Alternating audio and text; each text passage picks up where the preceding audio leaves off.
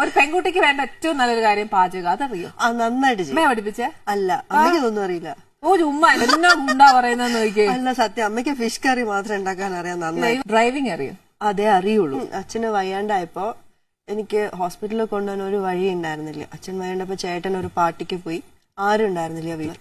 ഏകദേശം 1.5-2 മണിക്കൂർ അച്ഛൻ ഹാർട്ട് മേലാണ്ടിരുന്നു, വേദനിച്ച് ഛർദിച്ച്, ആരുമില്ല ഞങ്ങക്ക്.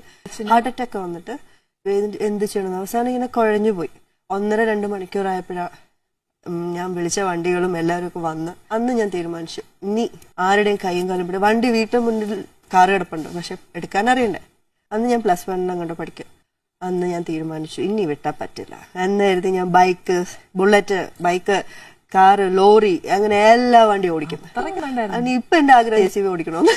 അത്രയും വേണ്ടട്ടോ. ഇത് ഞാൻ അച്ഛനെ ഒന്ന് കാണാം. JCB, ലോറി, ബുള്ളറ്റ്, ഇതൊന്നും പെൺകുട്ടികൾക്ക് വേണ്ട.